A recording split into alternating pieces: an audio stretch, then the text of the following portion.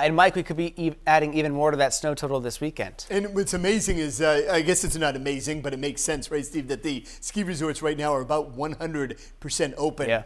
All over the place, which is just fantastic news heading into the next couple of weeks. And yes, more snow is on the way. We've been talking about that. Take a look at the scene right now. We've got the winds active and the temperature starting to coast down near freezing. So there could be a few slick spots even where it changed over to rain a little bit earlier on this Thursday. The dew point at 18 and the wind sustained at 10, making it feel like 26, but that wind is gusting over 30 to 35 miles per hour in many spots. Just noted a couple hundred power outages in the state right now, so that number relatively low.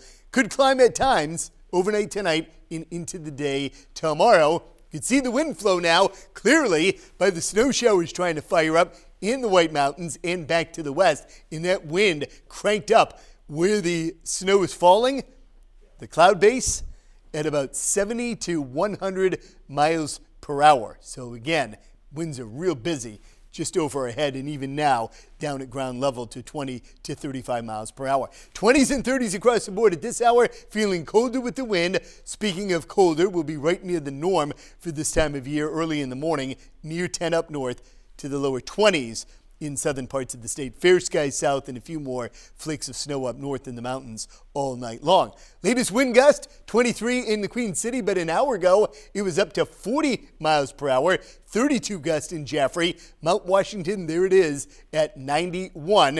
And while the winds won't get that high in the lower elevations tonight and tomorrow, they could gust to 40 to 45 at times. And that's why a wind advisory is up for the whole state. So again, scattered outages not out of the question overnight through the day tomorrow. Here's a look at the future winds between now and tomorrow. At times 15 to 20, at other times 40 plus. This is just a snapshot of a possibility between 3 and 4 tomorrow from Plymouth to Whitefield, Berlin, Laconia, Concord, Rochester, all 35 to 45 miles per hour.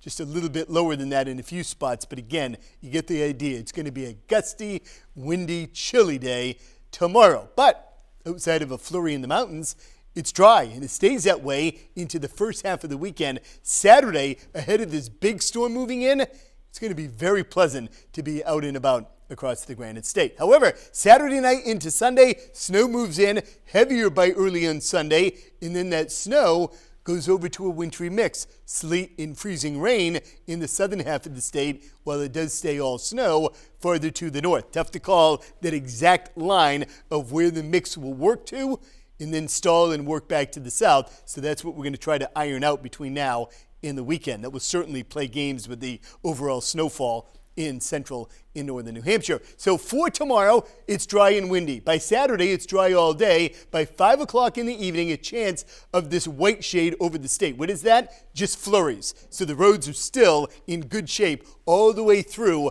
5 or even 6 p.m. So if you're traveling, doing some skiing up north, heading back south during the rest of the day, say after 3 or 4 p.m., the roads are getting in good shape until after about 6 or 7 in the evening. And then steady snow fills in overnight into Sunday morning, the heaviest snow in southern New Hampshire, pre-dawn hours of Sunday through about 8 or 9 a.m. Because after that, warm air gets dragged into the storm, changing it over to some sleet, possibly some freezing rain. The difference? Sleet bounces, those little ice pellets. Freezing rain basically just glues onto everything, basically covers the trees, the power lines with a light casing of ice, and basically that weighs down everything to an extent of leading to power outages if we get too much. So hopefully not a whole lot of freezing rain. Notice early Monday morning, snow is still lingering up north while it's dried out all over southern parts of the state. So due to the shutoff and the mixing, 4 to 8 inches likely, Laconia south. It'll be a light fluffy snow initially,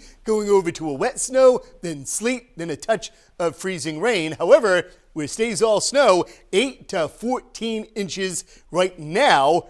Best shot of that 12, 13, 14 would be in the higher terrain, but there's still a couple of days to watch this thing.